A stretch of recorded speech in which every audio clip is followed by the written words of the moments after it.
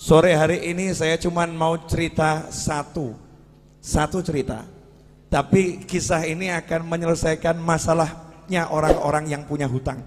Ini langsung pada seger semua ini. Orang-orang yang punya hutang insya Allah akan selesai masalahnya berkat cerita yang satu ini. Tapi syaratnya satu. Syaratnya jangan matikan nabimu, jangan wafatkan nabimu, jangan hilangkan nabimu Muhammad sallallahu alaihi wasallam. Nabi hanya pindah dari alam dunia pindah ke alam barzah, pindah ke sana. Bahkan tubuhnya Nabi tidak mati, tubuhnya tidak mati. Nama kematian buat Nabi hanya keluarnya roh dari jasad. Tapi jasadnya enggak meninggal, jasad Nabi tidak mati. Baru jasadnya syuhada saja masih hidup. Sayyidina Hamzah radhiyallahu taala anhu setelah 40 tahun kuburannya digali karena mau dibuat jalur perairan, dipindah. Ada salah satu alat gali yang kena tubuhnya, jenazahnya. Setelah 40 tahun masih mengucurkan darah segar.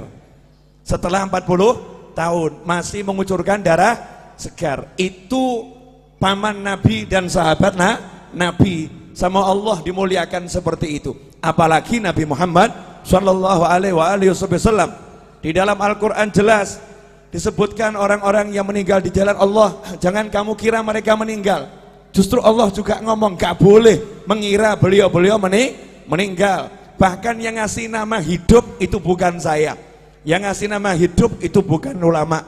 Yang ngasih nama hidup itu bukan Nabi Muhammad SAW. Tapi Allah sendiri yang mengatakan bal ahya, mereka itu sungguh hidup di sisi Allah subhanahu wa ta'ala yurzakun. Dan bukan cuman hidup, ada yang hidup gak dapat rezeki, tapi ini hidup yurzakun, terus diberi rezeki oleh Allah subhanahu wa ta'ala. Itu baru kelasnya orang-orang yang syuhada. Lantas bagaimana dengan kelasnya imamnya para syuhada, imamnya para nabi, imamnya para rasul, yaitu baginda Muhammad sallallahu alaihi wasallam. Jadi rasakan dulu, jenengan semua, anda semua, kita semua punya nabi yang hidup di alam sana, yang bekerja di alam sana, yang bergerak di alam sana, gak pernah berhenti, terus memantau umatnya. Termasuk sore hari ini menerima sholawat dan salam jenengan semua. Diterima itu sholawat dan salam, karena ini kiriman ya, diterima oleh Nabi Muhammad SAW. Bahkan jelas alamatnya dari mana. Nah itulah bejonya saya, Majlis Ar-Raudhah. Padahal ini maulid Jamuri, betul ya? Nah tempatnya Majlis Ar-Raudhah, yang ngirim Jamuri, yang ngirim Jamuri dan kawan-kawan semua dapat, dicatat oleh Nabi Muhammad sallallahu alaihi wasallam. Nah kalau udah seperti itu, apa keuntungan yang didapat? Ini banyak orang yang lupa, banyak orang yang nggak paham, banyak orang nggak ngerti. Di zaman Nabi Muhammad SAW ada sahabat namanya Jabir bin Abdullah radhiyallahu taala anhu. Sahabat Jabir ini punya kebun kurma dan dia punya hutang kurma, kurma. Masalahnya utangnya sama Yahudi yang benci Nabi, benci Islam. Karena tidak setiap Yahudi benci. Ya, Yahudi itu bangsa. Istri Nabi Sayyidah Sofiyah juga seorang Yahudiyah. Yang dibenci itu adalah ajarannya Yahudi yang memusuhi Islam. Lah ini udah ajarannya Yahudi, orangnya Yahudi pula. Bencinya sama Nabi luar biasa. Ketika melihat ada satu sahabat punya hutang, belum bisa bayar, maka Yahudinya senang. Ini saatnya untuk menghina sahabatnya Nabi.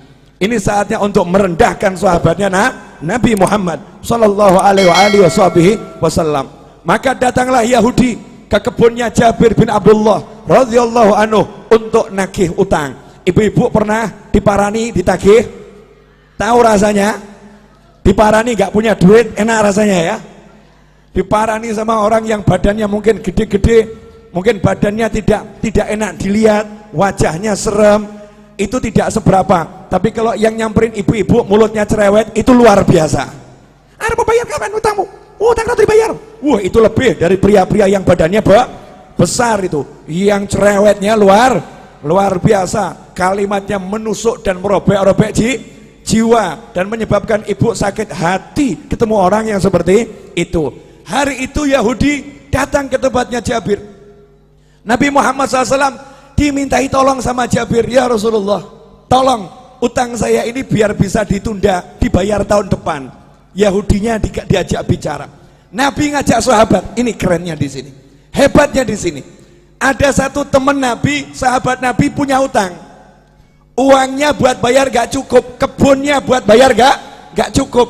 Nabi Muhammad SAW tidak duduk di rumahnya, tapi Rasulullah SAW ngajak sahabat-sahabatnya, yuk kita ke rumahnya Jabir, ayo kita ke kebunnya Jabir. Kasihan itu, Jabir digeruduk Yahudi, Jabir disamperin Yahudi. Ini Yahudinya lagi nagih Jabir, mau menghinakan Jabir. Berangkat Nabi Muhammad SAW bersama sahabat. Kemudian Rasul sendiri yang ngajak ngomong bicara si Yahudi. Artinya Nabi SAW tokoh masyarakat, Rasul punya jabatan, punya kedudukan, mau membela orang yang ditagih hutang, mau membela orang yang terlilit hutang. Saat itu Nabi belum punya duit, karena Nabi kalau punya duit tekno didum langsung, dibagi-bagi langsung habis. Apa sabda Nabi buat orang yang terlilit hutang? Kadang ini mubalih nggak paham, kemudian menyebutkan hadis yang seakan-akan orang meninggal punya hutang itu sengsara. Salah. Dulu Nabi Muhammad SAW bersabda, siapa yang meninggal punya hutang, saya tidak akan sholatkan jenazahnya. Maksudnya bukan karena benci, Nabi tidak mau nyolatkan jenazahnya dulu, minta sahabat yang punya duit, beres no ini, bayari hutangnya, sehingga masuk kubur udah selesai, gak ada hutang piutang. Kalau kita alhamdulillah sudah niru, kalau ada hutang piutang jadi tanggungan saya, tanggungan kami atau keluarga. Jadi Nabi nggak mau SAW ada umatnya yang meninggal dalam keadaan masih punya hutang. Makanya Nabi ngomong sama sahabat, tidak sama mulai sholat dulu sebelum hutangnya dilunaskan.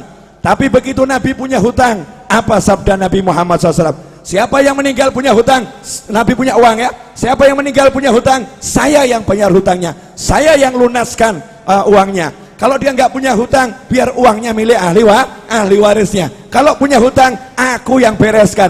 Mana konglomerat sekarang yang berani ngomong begitu? Mana saudara yang berani ngomong begitu? Mana umat Islam yang berani ngomong begitu untuk orang yang tinggal di satu kampungnya? Yang di kampung ini yang punya hutang, kalau meninggal aku yang melunaskan. Mana yang seperti itu? Nabi Muhammad SAW bangkit membela sahabatnya, diajak ke rumah Jabir. Sampai di situ Nabi ngomong langsung sama yang namanya Yahudi. Yahudi, gini aja, kalau boleh pembayarannya ditunda, diundur, kasih perpanjangan waktu. Yahudinya ngomong, ya Abul Qasim, wahai Abul Qasim, julukan Nabi Muhammad SAW, wahai Abul Qasim, tidak bisa, hari ini juga harus dibayar. Bu, kalau jenengan ditagih utang 5 miliar, hari ini harus dibayar. Ngeluh atau enggak ngeluh? Ngeluh ya. Punya uang cuman 100.000, tagihannya 5 miliar. Pusing atau enggak pusing? Pusing. Lah ini Nabi Muhammad SAW datang, kasusnya begitu. Kebun kurma ini buahnya cuman sedikit, hutangnya bertonton. Jadi enggak mungkin bisa dibayar. Maka Nabi mengatakan kepada Yahudinya, tunggu sebentar. Kemudian Jabir bawa kurma sedikit. Disuguhkan Nabi Muhammad SAW. Itulah adabnya sahabat. Kedatangan Nabi sepunyanya apa ya disuguhkan. Ini ya Rasulullah, kurma muda disuguhkan. Setelah itu Nabi Muhammad SAW ngelilingi kebun kurmanya Jabir. Kebun kurmanya dikelilingi, dilihat muter, ya memang gak cukup. Jumlahnya buah kurma itu gak mungkin cukup untuk bayar.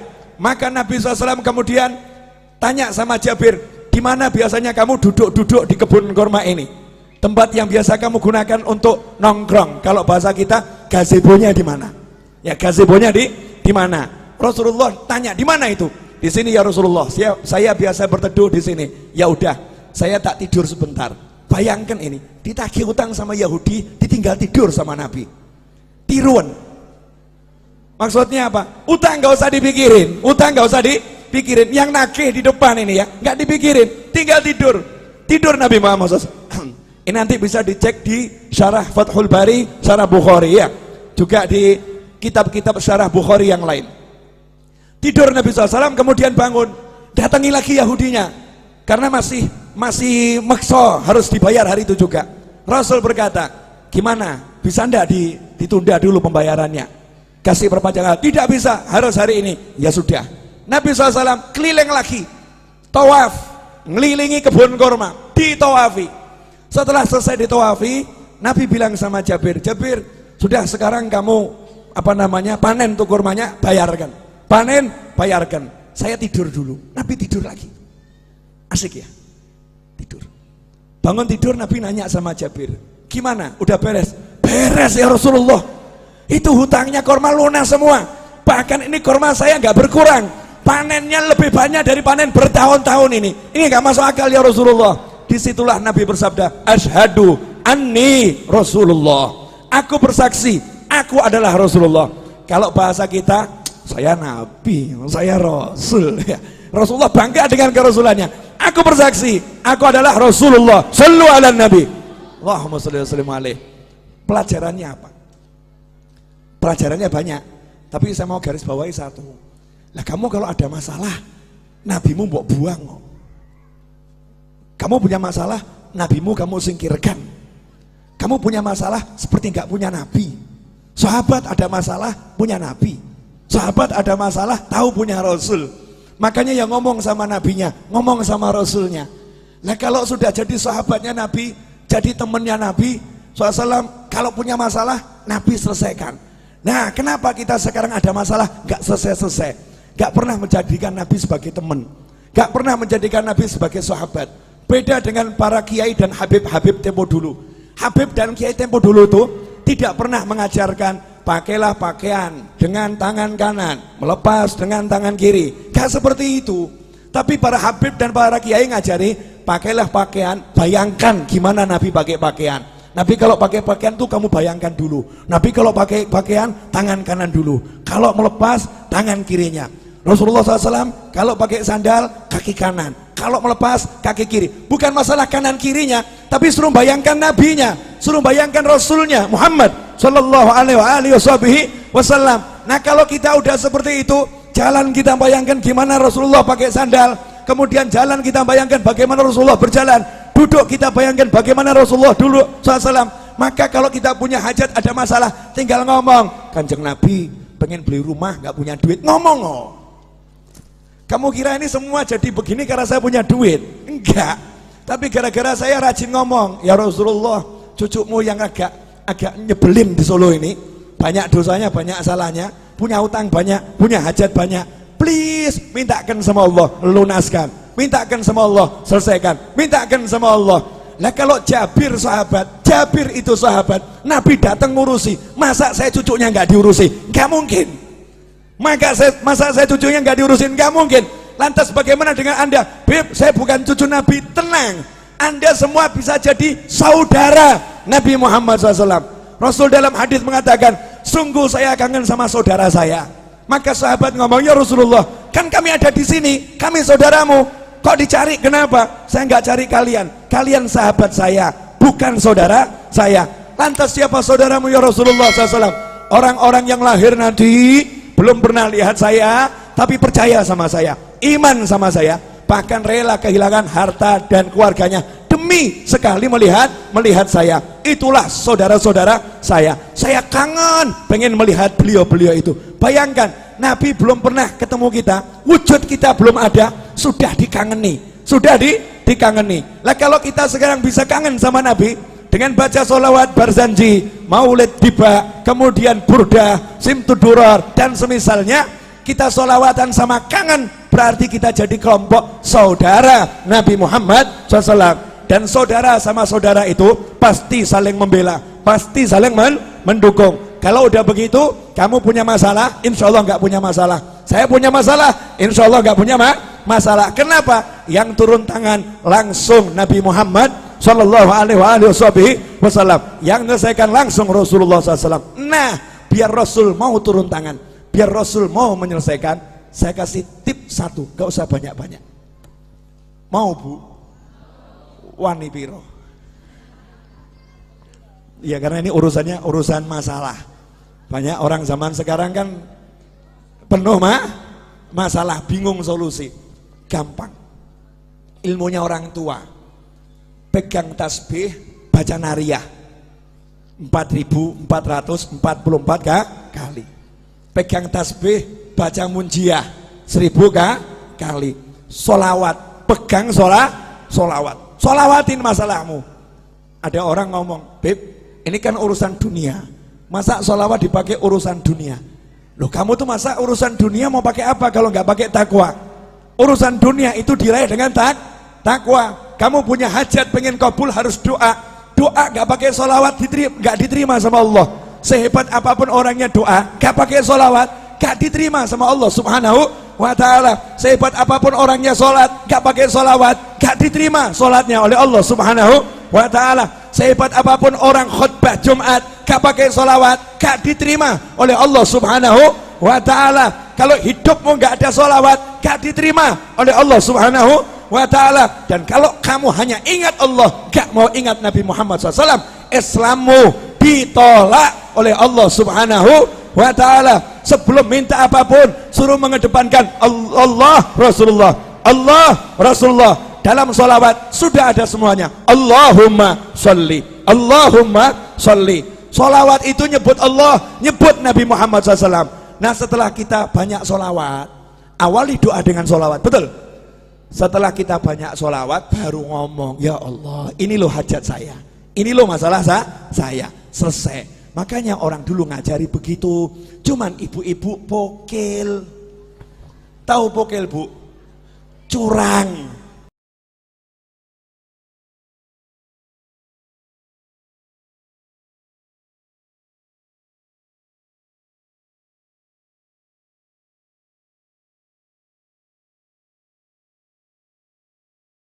Nariyah 4.444 kali dibaca berjamaah, satu orang ambil 5 jagung, 10 jagung. Saya nggak bicara fadilah, kalau fadilah luar biasa, fadilahnya luar biasa. Kemudian protes sama kiainya, sama habibnya, sama gurunya, saya udah baca nariyah berjamaah, tapi hajat kok nggak kabul. Habibnya jawab kabul, cuman kabulnya juga berjamaah, jadi dicicil saudara-saudara. Kabulnya dicicil, diangsur. Kalau pengen kabulnya cespleng, ya kamu sisakan waktu khusus. Minta izin sama suamimu. Suami, kamu butuh mobil, butuh rumah, butuh hutang lunas. Iya, dah kamu urus anak-anak, aku izin ngurung diri di kamar 5 jam, jangan diganggu. Ngapain? Mau nariyah. Pegang tasbih, baca nariyah 4.444 kali. Setelah itu keluar ngomong sama suami, jangan kamu pikir lunas hutangmu. Niru Nabi tidur. Nabi tidur, dah silahkan pergi kerja, gak usah dipikir. Main-main sama anak, gak usah dipikir. Lunas. Suaminya nanya, lunas piye? Duit gak ono, tenang, Nabi yang bereskan. Lah caranya piye? Ojo takok aku. Caranya gimana? Jangan tanya saya. Janji Allah, wa yarzuqhu min haitsu la yahtasib. Allah akan kasih rezeki dari arah yang gak pernah diduga. Itu kalau kita pegangan sholawat. Dan tidak mungkin sia-sia orang yang berpegang sholawat. Nah sayangnya kita sukanya susah. Ini ibu-ibu Jawa ini kan gak ada wajah-wajah susah, gak ada ya. Gak ada wajah-wajah susah, gak ada.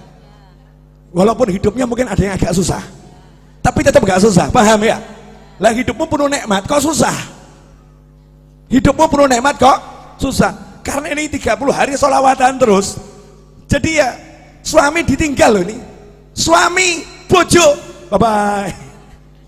Pak, sholawat dulu ya Pak ya. 30 hari suaminya ditinggal. Dari mulai zuhur sampai maghrib, anaknya ditinggal. Serahkan suaminya, tolong urus anak-anak dulu ya.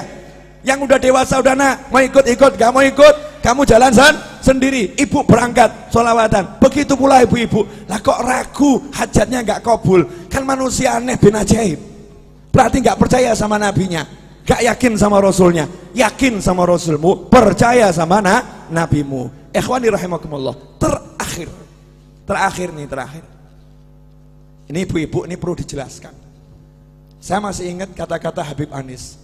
Ibu-ibu itu yang wirid-wiridnya jauh lebih banyak dari bapak-bapak. Bahkan mungkin ibu-ibu itu punya buku doa terbanyak dibandingkan bapak-bapak. Yang paling hafal doa-doa itu ibu-ibu.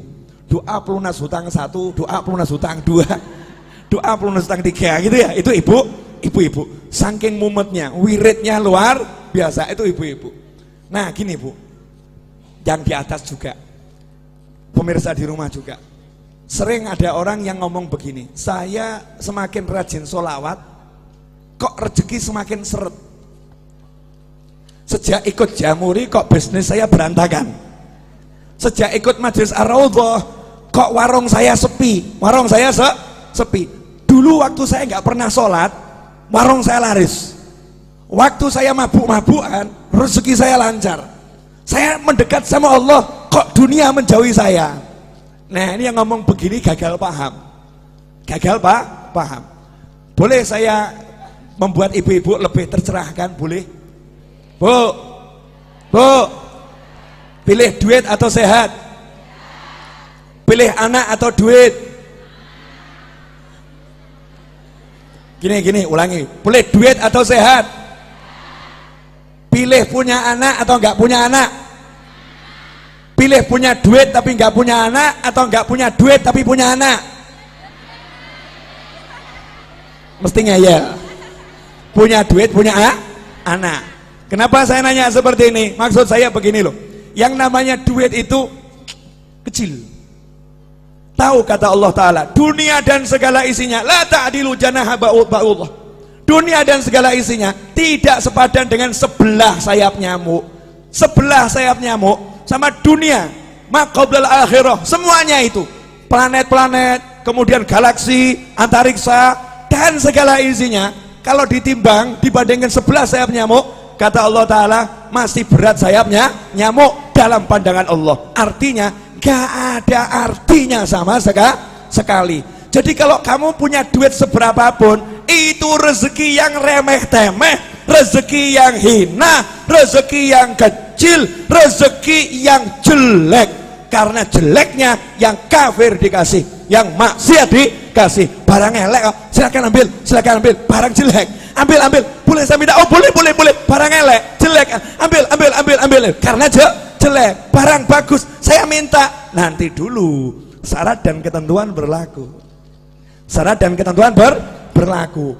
Nah yang barang bagus apa? Bisa sholat, bisa zikir, bisa sholawat, bisa bekti sama orang tua, bisa puasa, bisa baca Al-Quran, bisa menikmati maulid. Ini rezeki yang luar biasa. Makanya ketika kamu mendekat sama Allah, kemudian kok duniamu kecil, kecil, itu tanda-tanda bahwasanya kamu dikasih rezeki yang sangat besar. Masalahnya duitmu seret, itu aja.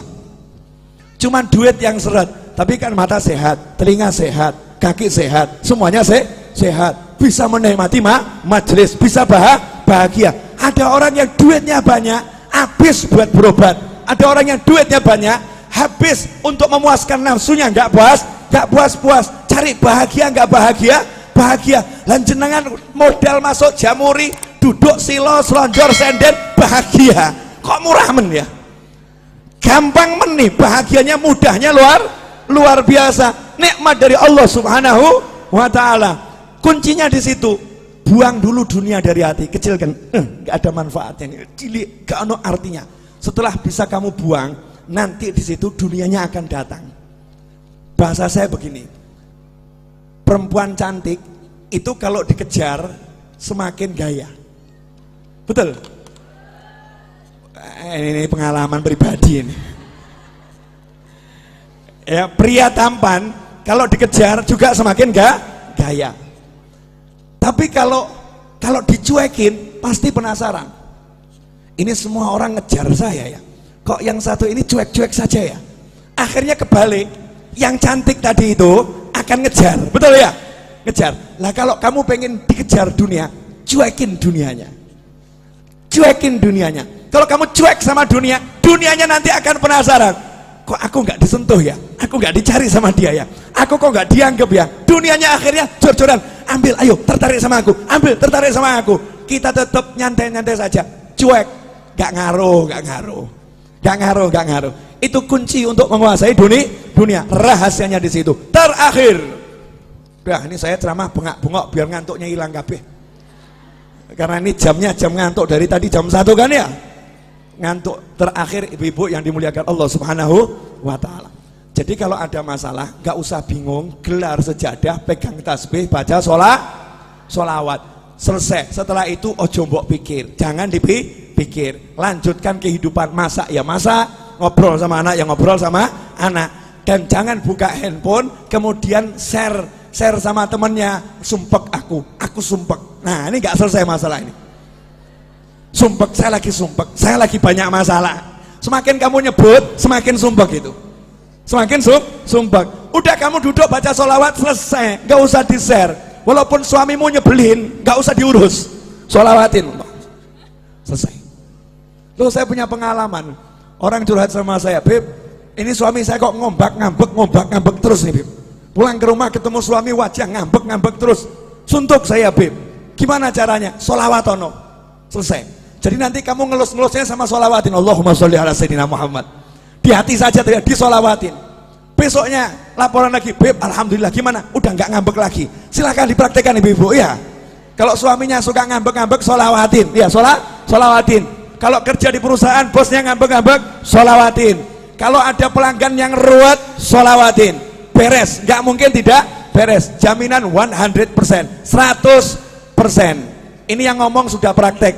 Yang ngomong sudah praktek. Kalau ketemu orang ruwet, modal saya tak sholawatin, selesai. Ya, sholawatin selesai. Kalau saya nggak kuat nyolawatin, saya titip sama teman-teman saya. Duduk di musola, baca munjiah 100 kali. Saya punya hajat. Duduk di tanah sana baca mundiah 1000 kali, saya punya hajat. Giliran saya nyupir ceramah, saya ceramah, yang lain sholawat. Selesai ceramah, selesai masalah. Mau praktek?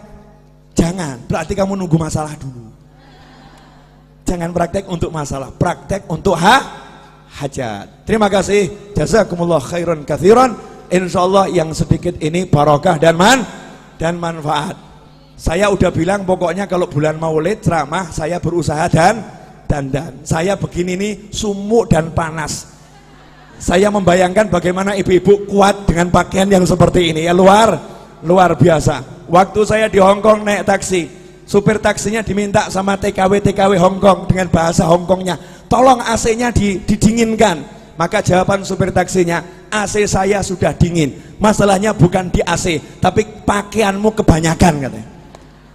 Kan pakai jubah, pakai ini tuh apa namanya TKW kalau pengajian, pakaianmu kebanyakan. Alhamdulillah, insya Allah kalau pakai baju gini kepanasan akan menghilangkan panasnya neraka, menghilangkan panasnya kubur. Saya minta semuanya angkat tangan tirukan saya, boleh? Bismillahirrahmanirrahim. Allahumma sholli wa sallim ala sayyidina Muhammadin wa alihi wa sahbihi ajma'in. Rabbi ighfirli wa li walidayya warhamhuma kama rabbayani shaghira. Rabbi ighfirli wa li walidayya warhamhuma kama rabbayani shaghira. Rabbi ighfirli ولوالدي وارحمهما كما ربياني صغيرا. وصلى الله على سيدنا محمد وآله وصحبه وسلم والحمد لله رب العالمين. Alhamdulillah, detik ini ibu-ibu naik pangkat jadi anak yang solihah, anak yang solihah. Karena dalam hadis disebutkan waladun solihun yad'ulah, anak soleh itu yang mendoakan orang tua. Amanat saya, sehabis sholat jangan tinggalkan doa ini. Rabbighfirli wa li walidayya warhamhuma kama rabbayani shaghira. Dan ajarkan pada siapapun, ajarkan kepada anak kita. Janji Nabi, Allah tidak akan memutuskan rezeki dari seorang hamba yang hamba itu tidak memutuskan doa untuk orang tuanya. Maka kalau kita doakan orang tua kita terus, maka rezeki zahir dan batin tidak akan putus. Saya mengucapkan jazakumullah khairan dan mohon maaf atas segala ketidaknyamanan dan kekurangan majelis ini dalam menyambut Anda semua. Mudah-mudahan dimaafkan dan barokah, amin. Wassalamualaikum warahmatullahi wabarakatuh.